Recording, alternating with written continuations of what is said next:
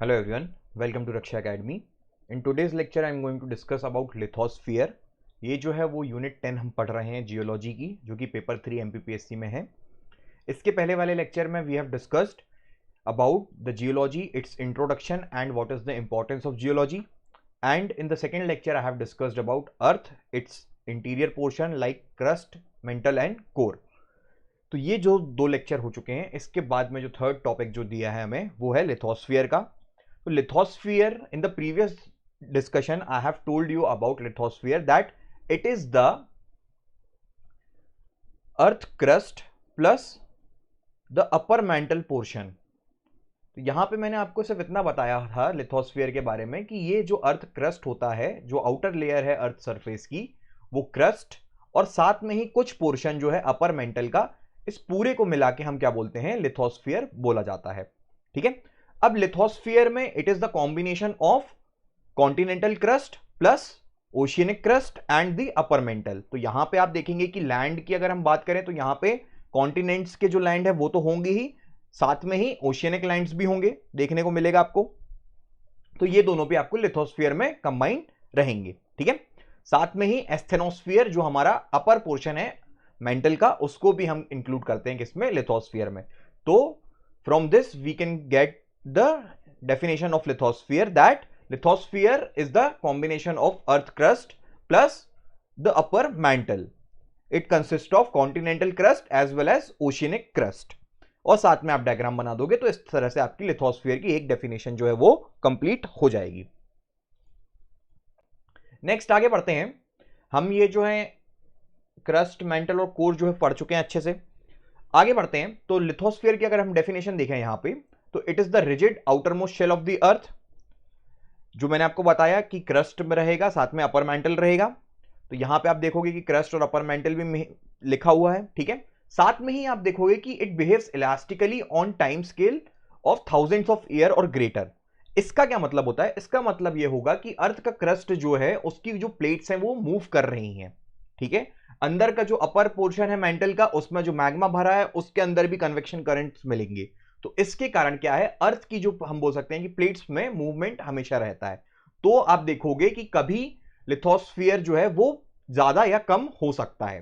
ठीक है. तो इस तरीके से हम बोल सकते हैं कि it is elastically on time scale of thousands of year और ग्रेटर. अब ये इसकी थिकनेस कितनी है, इसकी थिकनेस है 100 किलोमीटर.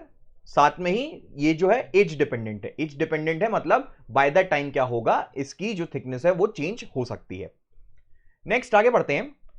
तो लिथोस्फीयर के टाइप्स अगर हम देखें तो सबसे पहले आप यहां पे एक डायग्राम देखिए. इस डायग्राम में आप देख रहे हो ऊपर कॉन्टिनेंटल क्रस्ट आपको देखने को मिलेगा, जहां पे ह्यूमन बीइंग, स्पीशीज, प्लांट्स सब आपको देखने को मिलते हैं, वो कॉन्टिनेंटल क्रस्ट रहेगा. इसी में आपको वॉल्केनिक आर्क्स वगैरह देखने को मिलेगी. ओशियन पे आते हैं तो ओशियनिक क्रस्ट जो है वो पहले पूरा जितना जो वाटर है उसके नीचे जो सरफेस ऑफ लैंड रहेगा उसको हम क्या बोलेंगे, ओशियनिक क्रस्ट बोलेंगे. तो यहां पे आपको कॉन्टिनेंटल क्रस्ट और ओशियनिक क्रस्ट आपको देखने को मिलेगा.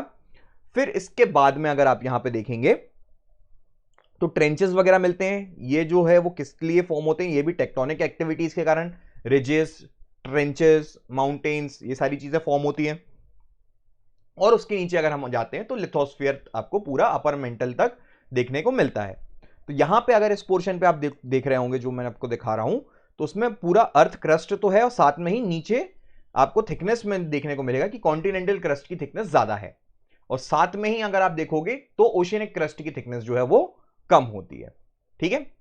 Lithosphere can be divided into oceanic and continental lithosphere, बता चुका हूं मैं आपको.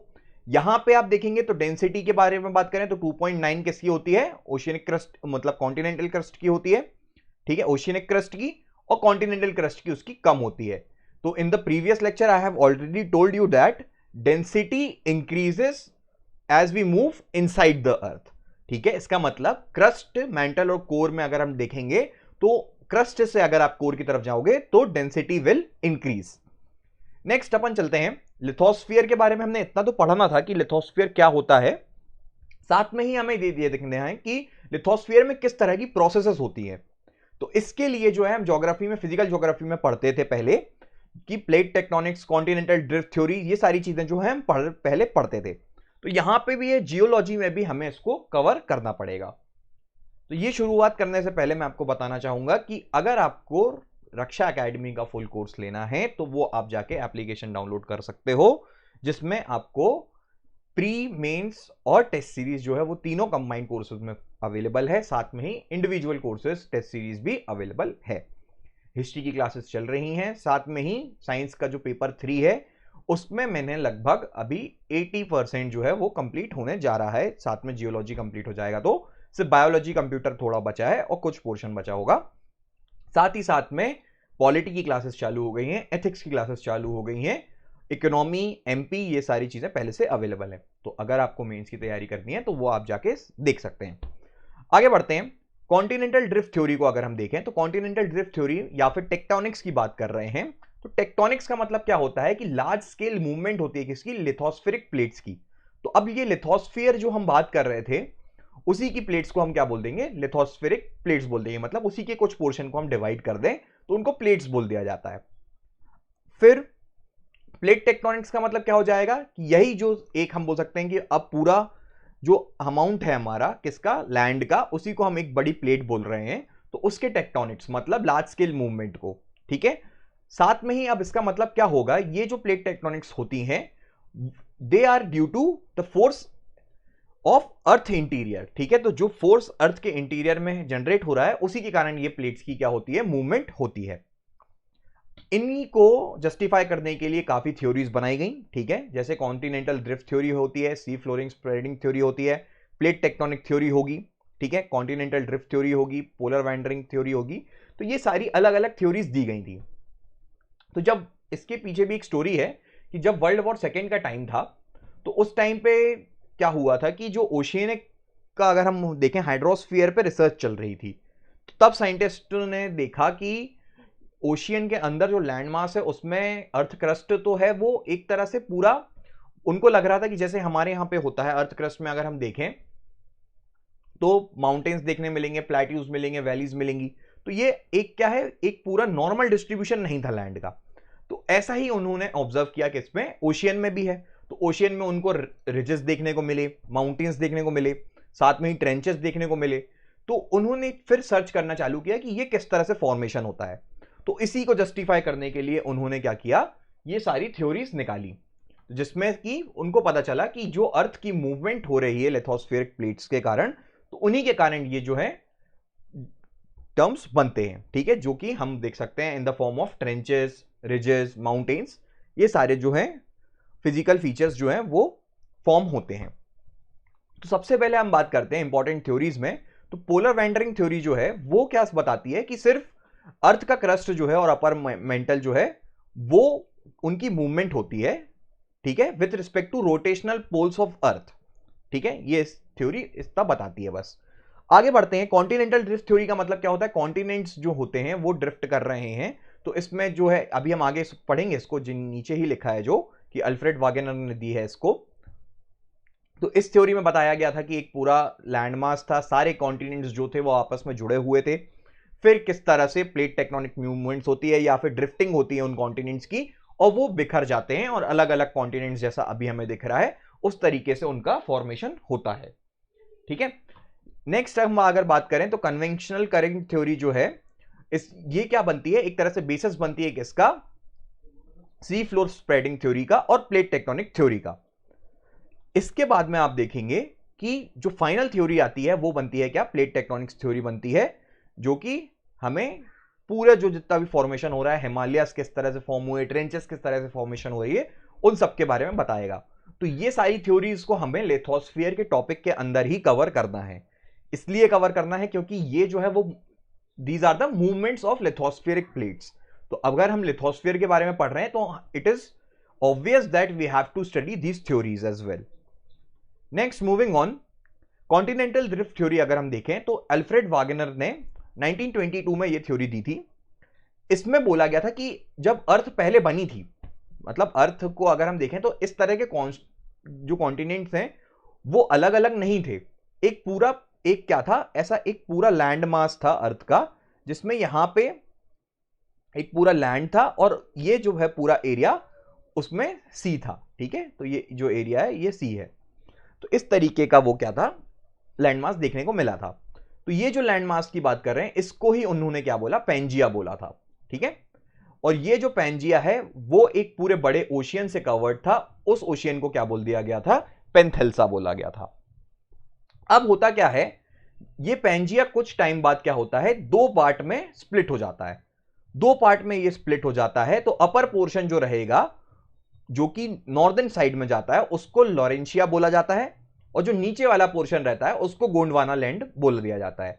और इनके जो बीच में सी का जो पोर्शन आ जाएगा, अब यहां पे देखो अगर ये मास जो है वो टूट जाएगा तो बीच में पानी तो भरेगा ही, उस सी के पोर्शन को थेथिस सी जो है बोला गया था। तो ये जो थ्योरी थी वो किसने दी थी, अल्फ्रेड वागनर ने दी थी, और ये बोला गया था कि कॉन्टिनेंटल ड्रिफ्ट थ्योरी इसको बोला गया था। अब होता क्या है, अब यहां पे आपने देखा लॉरेंशिया और जो है गोंडवाना लैंड, दो तरह के कॉन्टिनेंट्स आपस में ड्रिफ्ट करके टूट गए थे और उनके बीच में थेथिस सी बन गया था। फिर इसके साथ में ही जो हम देखेंगे कि आगे टाइम जो आगे आएगा उसमें लॉरेंशिया भी टूट जाता है, गोंडवाना लैंड भी टूट जाता है, फिर इस तरीके से ये क्या होती है, ड्रिफ्टिंग हो जाती है। ठीक है, इसका प्रूफ क्या है बोला जाता है, तो अगर आप देखोगे कि साउथ अमेरिका को हम अफ्रीका से जोड़ें तो ये जो पोर्शन आपको दिख रहा होगा ये एक जिक्सॉ फिट की तरह काम करेगा। ठीक है, मतलब एक जो गेम आता है जिक्सॉ फिट, जिसमें हम क्या करते थे कि अलग अलग पार्ट्स को एक साथ जोड़ देते थे तो एक पूरा एक फिगर बन जाता था। वैसे ही देखोगे कि तो इंडिया का जो साउदर्न पोर्शन है वो यहां से कनेक्ट हो जाता है, ऑस्ट्रेलिया एंटार्क्टिका को देखेंगे तो ये दोनों कनेक्ट हो जाते हैं। इसका मतलब ये एक पूरा लैंड था जो अलग अलग पार्ट में ब्रेक हो गया था, और ब्रेक होने के बाद में इनकी मूवमेंट अलग अलग हो गई। इंडिया ऊपर चला गया यहां पे गोंडवाना लैंड से, साउथ अमेरिका इधर ड्रिफ्ट कर गया, अफ्रीका वहीं पे था, एंटार्क्टिका नीचे से ड्रिफ्ट कर गया, ऑस्ट्रेलिया इस साइड ड्रिफ्ट कर गया। तो इस तरीके से क्या हुआ, एक पूरा पोर्शन जो है गोंडवाना लैंड का वो टूट गया होगा। ठीक है, साथ में ही अगर आप देखोगे नॉर्दर्न पोर्शन की अगर हम बात करें तो ग्रीनलैंड जो है और नॉर्थ अमेरिका जो कनाडा वाला पोर्शन है वो भी क्या होता है, अलाइन करता है। तो वो भी एक तरह से हम बोल सकते हैं कि वो उसी का पार्ट था जो कि ब्रेक हुआ होगा। आगे बढ़ते हैं, कॉजेस क्या है इस ड्रिफ्ट के। कॉजेस जो हैं वो बताया है कि ग्रेविटी है अर्थ की, साथ में ब्यूएंसी है जो सी की, ठीक है, और टाइडल करेंट्स। तो इस ये तीन जो है फोर्सेस या कॉजेस बताए गए थे कि इन तीनों के कारण जो है लार्ज स्केल मूवमेंट हुआ इन कॉन्टिनेंट्स का। ठीक है, अब ड्रॉबैक्स देखते हैं कॉन्टिनेंटल ड्रिफ्ट थ्योरी के। तो ये जो है इन्होंने क्या हुआ था ड्रॉबैक्स में अगर हम देखें तो वागनर जो है वो फेल हो गए थे ये बताने में कि मेसोइक एरा में ये क्यों नहीं हुआ। ठीक है, ये मेसोइक एरा में ही क्यों हुआ, बाकी के एरा में क्यों नहीं हुआ, तो ये जस्टिफिकेशन देना उनको नहीं पता था। साथ में ही देखोगे कि उन्होंने ओशियंस को कंसिडर किया ही नहीं, अजम्पशंस बहुत सारे थे, और साथ में ही एक चीज जो है मोस्ट इंपॉर्टेंट कि जो फोर्सेस की बात कर रहे हैं, ब्यूएंसी, टाइडल करंट या ग्रेविटी की बात कर रहे हैं, तो ये इतने ज्यादा वीक फोर्सेस हैं कि वो इतने बड़े बड़े जो कॉन्टिनेंट्स के एरिया हैं उनको मूव नहीं करवा सकते। तो ये जो थ्योरी थी वो फेल हो गई जस्टिफाई करने में कि क्या हो, किस तरह से ये जो है मूवमेंट्स हुई होंगी और किस तरह से जो कॉन्टिनेंट्स हैं वो बने होंगे। ठीक है, नेक्स्ट आते हैं अपन किसमें, कन्वेंशनल करंट थ्योरी में। तो कन्वेंशनल करंट थ्योरी जो है वो किसने दी है, अर्थर होम्स ने दी है, 1930 में दी गई थी ये। ठीक है, ये जो कन्वेंशनल करंट के बारे में बताती है मेंटल में। अब यहां पे क्यों करंट जनरेट होता है, due to radio active elements causing thermal differences in mantle. ठीक है, अब यहां पे एक बात आती है कि जो कन्वेंशनल करंट थ्योरी है, तो यही जो पोर्शन था वो मैंने आपको पिछले वाले लेक्चर में बताया था कि why earth behaves like a magnetic field. ठीक है, तो वाई रॉक्स आर, इसी को हम बोल सकते हैं पेलियो मैग्नेटिक चीजें। ठीक है, मतलब रॉक्स में मैग्नेटिज्म कहां से आ जाता है। ठीक है, तो इसका मैंने आपको पूरा जियोलॉजी के जो सेकंड लेक्चर है अर्थ में, जिसमें हमने क्रस्ट, मेंटल और कोर के बारे में बात करी थी, उसमें पूरी चीजें आपको बताई थी। तो वो लेक्चर आप जाके देख लेना, मैं यहां पे आपको शॉर्ट में बता देता हूं कि अगर आप देखोगे मेंटल में, ठीक है, तो यहां पे आपको मेंटल में देखने को मिलेगा, तो यहां पे टेम्परेचर का डिफरेंस रहेगा, साथ में प्रेशर का डिफरेंस रहेगा, और उनके कॉन्स्टिट्यूएंट्स का भी डिफरेंस रहेगा। ठीक है, कि मतलब किस तरह के मटेरियल मिल रहे हैं। अगर आप कोर पे जाते हो तो निकेल आयरन देखने को मिलता है, ये सॉलिड पोर्शन रहता है, फिर उसी के ऊपर वाला पोर्शन लिक्विड रहेगा। मेंटल में आओगे तो आपको सिलिकॉन और मैग्नीशियम देखने को मिलेगा।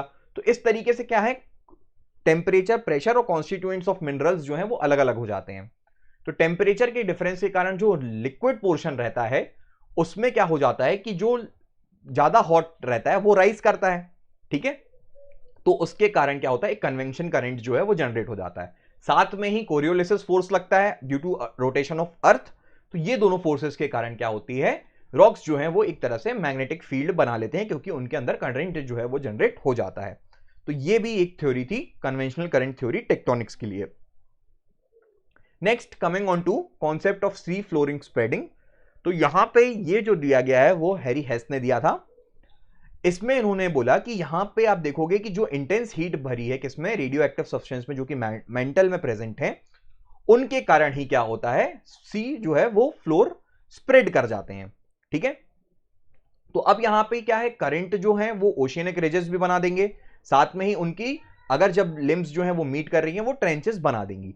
इसका मतलब आप देखोगे कि जो सी फ्लोर रहती है वो स्प्रेड करती है। ठीक है, क्यों करती है, due to the plate tectonics. अब यहां पे प्लेट टेक्टोनिक्स की बात कर रहे हैं, तो यही क्या बनेगी, सी फ्लोर स्प्रेडिंग थ्योरी जो है वो एक तरह से बेसिस बनती है किसकी, सी फ्लोर स्प्रेडिंग थ्योरी जो है उसकी बेसिस बनेगा क्या, प्लेट टेक्टोनिक थ्योरी।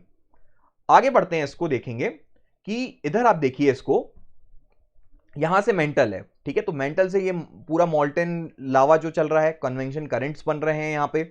ठीक है, साथ में ही आप देखोगे कि ये जो ओशियनिक फ्लोर है वो स्प्रेड कर जाएंगी, तो यहां से आपको देखने मिलेगा कि यहां पे रिजेस बन रहे हैं, रिजेस बन रहे हैं, और ज्यादा कर दिया, स्प्रेड हो गई अगर वहां पे। ठीक है, क्योंकि ये पूरा मेंटल है, ये तो लिक्विड फ्लो कर रहा है, तो लिक्विड फ्लो करने के हाथ में क्या हो रहा है, प्रेशर जनरेट हो रहा होगा, तो उसके कारण ही क्या हो रही है, स्प्रेडिंग हो रही है पूरे क्रस्ट की। तो यहां पे आपको फिर rift valley, mid ocean region, और ज्यादा होगा तो ट्रेंचेस, ये सारी चीजें आपको लैंडफॉर्म्स देखने को मिल जाएंगे ओशियन में। Now coming on to plate tectonics. तो प्लेट टेक्टोनिक्स जो है 1967 में दिया गया था थ्योरी। ये किसने दी थी, मैकेंजी ने दी थी, साथ में पार्कर। और ये जो पूरा प्लेट टेक्टोनिक्स थ्योरी था उसको आउटलाइन किया किसने, मॉर्गन ने 1968 में। तो प्री में हमें ये भी इंपॉर्टेंट रहता है कि प्लेट टेक्टोनिक्स थ्योरी किसने दी हुई है, तो ये भी हमें पढ़ना पड़ेगा। नेक्स्ट आते हैं, तो प्लेट टेक्टोनिक्स थ्योरी में यहां पे क्या बोल दिया जाता है कि जो भी लिथोस्फीयर है उसको डिवाइड कर देते हैं डिस्टिंक्ट प्लेट्स में। ठीक है, डिस्टिंक्ट प्लेट्स में, जो कि एक तरह से क्या कर रही हैं, एक फ्लोट कर रही हैं किसमें, एथनोस्फीयर के ऊपर। सपोज आप देख सकते हो कि सब एक लिक्विड है। ठीक है, लिक्विड के ऊपर क्या हो रहा है, एक अमाउंट ऑफ जो लैंड मास है वो फ्लोट कर रहा है। ठीक है, जैसे हम देखते हैं कि सपोज बोट्स वगैरह जो है वो फ्लोट कर रही है, तो अगर वही बोट को हम कंसीडर करें एक पूरा लैंड मास की तरह, तो वो क्या है, एक लिक्विड के ऊपर फ्लोट कर रही है। अब उसके ही डिसइंटीग्रेशन हो जाएंगे, तो वो क्या हो जाएगा, अलग अलग जो चीजें हैं वो फ्लोट करने लग जाएंगी। तो ऐसा ही बोला जाता है कि जो अर्थ का लिथोस्फीयर है उसको ही डिस्टिंक्ट प्लेट में ब्रोक कर दिया गया था। और ये क्या कर रहे थे, ये फ्लोट कर रहे थे किसके ऊपर, एस्थेनोस्फीयर के ऊपर, जो कि हम बोलते हैं अपर मेंटल होगा। फिर साथ में ही आप देखोगे कि ये जो लिथोस्फीयर है वो क्रस्ट और टॉप मेंटल के ऊपर रहेगा। इसकी जो वेरिंग रेंज रहेगी किसकी, 5 से 100 किलोमीटर की रहेगी ओशियनिक पार्ट की, और 200 किलोमीटर की रहेगी कॉन्टिनेंटल एरिया की, जो कि मैंने आपको बताया था कि continental crust has the greater thickness than the oceanic crust. फिर ओशियनिक क्रस्ट जो रहेंगी वो किससे फॉर्मेशन रहेंगी, वो सीमेटिक क्रस्ट रहेगी, मतलब सिलिकॉन और मैग्नीशियम यहां पे प्रेजेंट रहेगा। ठीक है, क्योंकि ओशियनिक क्रस्ट जो है वो डीप रहती हैं अर्थ में, तो वहां पे जो कॉन्स्टिट्यूएंट हो जाता है मिनरल्स का वो सिलिकॉन और मैग्नीशियम हो जाता है। और साथ में ही अगर कॉन्स्टिट्यूशनल जो कॉन्टिनेंटल प्लेट्स की बात कर रहे हैं हम, तो वो सियालिक रहेंगी, मतलब उसमें सिलिकॉन और एल्यूमिनियम जो है वो मिलेगा। ठीक है, और रिलेटिवली वो थिकर रहेगी। तो ये तो अभी हमने सिर्फ प्लेट्स की बात करी। तो लिथोस्फेरिक प्लेट्स जो रहेंगी वो क्या, उन्हीं को हम क्रिस्टल प्लेट्स बोलेंगे या टेक्टोनिक प्लेट्स बोलेंगे। तो ये इनको डिवाइड किया गया है मेजर और माइनर में। ठीक है, और इन्हीं के कॉम्बिनेशन को अगर हम देखते हैं तो आपको देखने को मिलेगा कि इससे ही क्या होगा, ये सारे जो हैं वो फॉर्मेशन होते हैं कॉन्टिनेंट्स के। ठीक है, अब यहां पे देखो ये यूरेशियन प्लेट बोल दिया गया है इसको। साथ में ही जो मेजर प्लेट्स की बात कर रहा हूं तो ये नॉर्थ अमेरिकन प्लेट है, ये साउथ अमेरिकन प्लेट हो गई, ये अफ्रीकन प्लेट हो गई। ठीक है, ये यूरेशियन प्लेट जो है कंटिन्यू हुई। ठीक है, इस तरीके से ये एक इंडो ऑस्ट्रेलियन प्लेट है। तो ये क्या हो गई, ये सारी मेजर प्लेट्स हो गई। ठीक है, इनको ही टेक्टोनिक प्लेट्स को देखो, यहां पे नॉर्थ अमेरिका प्लेट है, south America plate, African plate, Eurasian, Indo Australian plates. मतलब ये क्या होगा, एक तरह से लिथोस्फीयर के पार्ट्स हो गए जिनको हमने प्लेट्स बोल दिया है। ये किसके ऊपर फ्लोट कर रहे हैं, ये एस्थेनोस्फीयर या फिर अपर मेंटल के ऊपर फ्लोट कर रहे हैं। तो अब यहां पे क्या होगा, जब आप देखोगे कि लिक्विड के अंदर जो अपर मेंटल के अंदर की अगर हम बात कर रहे हैं उसमें अगर फ्लो होता है, तो उसके कारण क्या होगा, इनके मूवमेंट्स होंगे, ठीक है, इनके ही जैसे मूवमेंट्स होंगे। तो अब सपोज यहां पे आप देखेंगे कि सपोज यहां से साउथ अमेरिका की प्लेट जो है वो मूव करते करते अफ्रीकन प्लेट के पास चली गई, या फिर अफ्रीकन प्लेट जो है वो मूव करते करते यहां पे आ गई, तो ये दोनों प्लेट क्या करेंगी, टकराएंगी, ठीक है।